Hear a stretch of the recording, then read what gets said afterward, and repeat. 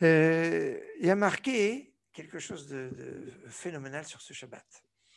Alors que, vous savez, dans le lien qui relie le calendrier, les fêtes du calendrier avec la paracha, on a des connexions. Hein. Par exemple, on va nous dire Pakdou Pasrou. Pakdou Pasrou, c'est-à-dire vous avez l'ordre et après il y a Pessah. C'est-à-dire la paracha de Tsav, l'ordre, Tsav ordonne, c'est la paracha qui précède Pessah. Ça, c'est dans une année qui est normale. Dans une année qui est embolismique, c'est Sagrou ou Pasrou. Sagrou, vous allez enfermer, et qui on enferme? C'est le Metzora, paracha Metzora, avant Pessah. Manu ve'atzru. Vous allez compter et vous allez vous arrêter. C'est quoi arrêter? C'est Atzeret, c'est Shavuot. Shavuot, c'est toujours dans la semaine qui suit le Shabbat, on lit par Shabbat Midbar. Et toujours, on est dit, voilà, il y a tel paracha, et dans la semaine, parce que c'est toujours dans la paracha, le Shabbat, il y a la bracha de ce qui arrive dans la semaine. Et il y a une exception. C'est Tsumu ve'tsahalu. Vous allez jeûner et vous allez prier. À propos de Tisha B'Av, on ne donne pas la paracha qui est avant, mais la paracha qui est après.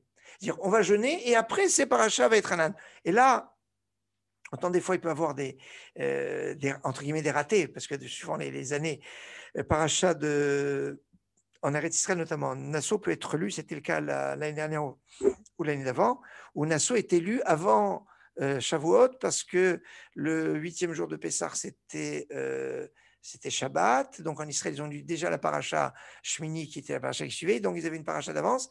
Et donc ils se sont retrouvés à Shavuot avec Nassau qui était lu avant Shavuot. Donc ça pourrait arriver. Mais là où ça ne peut pas arriver autrement, c'est toujours Vaïtranan qui est après, le jeûne du 9 Av. Mais ça, c'est bizarre. Pourquoi on n'a pas dit Dvarim avant le 9 Av?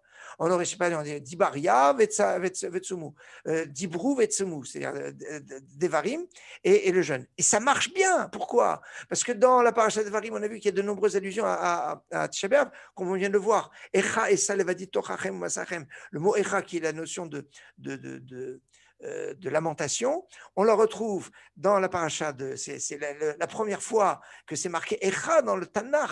La première fois, c'est dans la paracha de Devarim. Et après, c'est l'illustration de la lamentation de Jérémie. Echa, c'est le nom de la lamentation de Jérémie. Et c'est aussi la dimension qu'on retrouve dans Yeshaya, qui est la Haftara justement de Chazon. Echa, Aïta Lezona, Kyrian Emana, etc. Donc, donc, ça colle bien. En plus de ça, ça colle drôlement bien parce que la faute des Meraglim, la faute des explorateurs, elle est mentionnée dans la paracha d'Evarim. Donc tous ces éléments fait que on aurait pu dire d'Evarim et après c'est le jeûne. Eh bien non. Qu'est-ce qu'on nous a dit? On a d'abord le jeûne et après on a la paracha qui après c'est la paracha de Vaïtranan.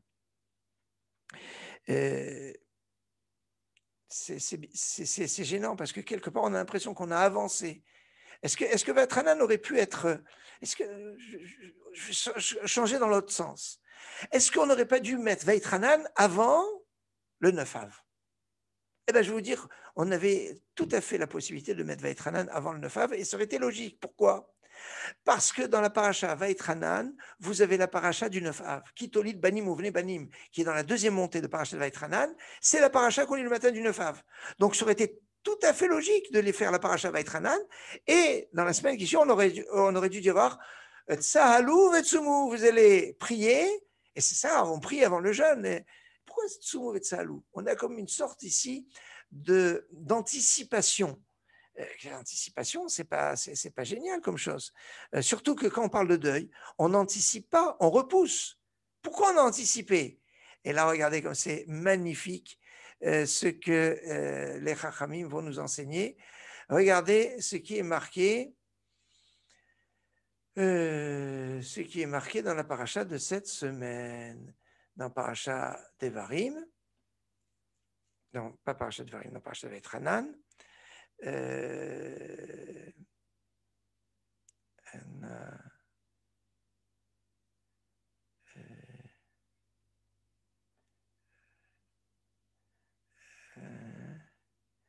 Voilà.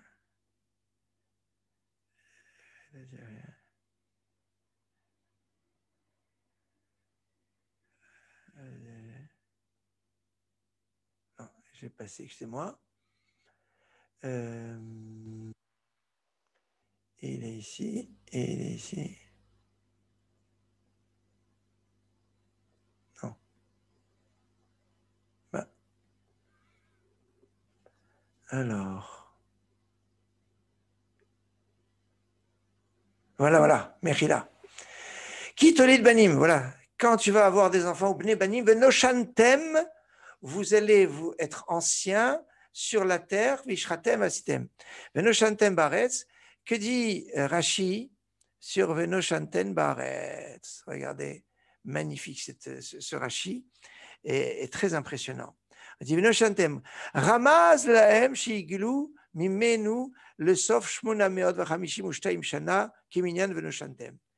Au moment, ils ne sont pas encore entrés en Israël. Divenoshantem, on leur a donné comme allusion qu'ils vont partir en exil au bout de 852 ans. 852 ans, tenez-vous bien. Vehu igdim, veiglam le sof shmonameot vachamishim. Mais en fait, ils sont partis en exil 2 ans plus tôt.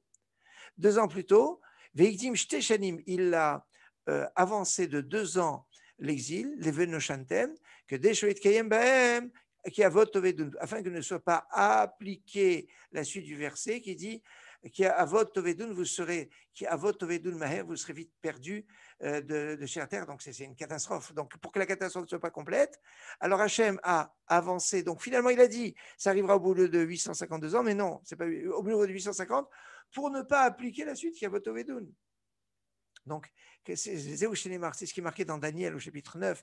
Vaishkod al ara'a, vayavia alenu kitzadik Hashem Elokeinu.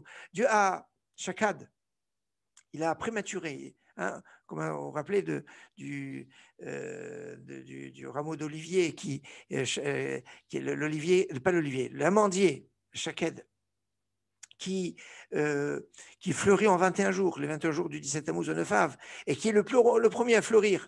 Et donc, ça avance. Pourquoi ça avance? C'est pour que c'est la tzedaka, ça, Imanu. C'est une tzedaka qu'Hachem nous a fait. Chez Mir Lehavi, Shte Shanim Lifnei Zmana, comme c'est marqué dans Sanhedrin, Lametchet et Gitin Pechet, que Hachem a avancé de 2 ans avant son temps pour nous sauver. Donc, ça veut dire qu'il y a une sorte d'anticipation de quelque chose pour nous sauver.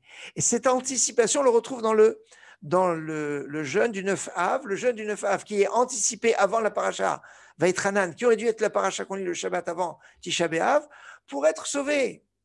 Et en cela, on se rend compte que Tisha B'Av va avoir un côté positif. Et c'est très intéressant parce que normalement, Tisha B'Av, on le repousse.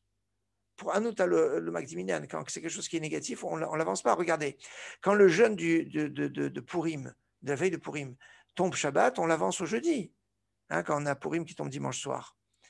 On ne le repousse pas plus tard, parce que ce n'est pas un jeûne de deuil. On aurait pu comprendre que le jeûne de Tisha B'Av qui tombe à Shabbat, comme si le Mashiach n'est pas arrivé, ce sera le cas l'année prochaine, eh bien, on avance ce jeûne au jeudi. Non, on le repousse le dimanche. Pourquoi? Parce qu'on repousse ces choses. Et là, qu'est-ce qu'on nous dit? Qu'on a avancé le jeûne par rapport à la paracha Vaïtranan pour qu'on ait la possibilité de prier pour arriver à cette dimension de cette Géoula.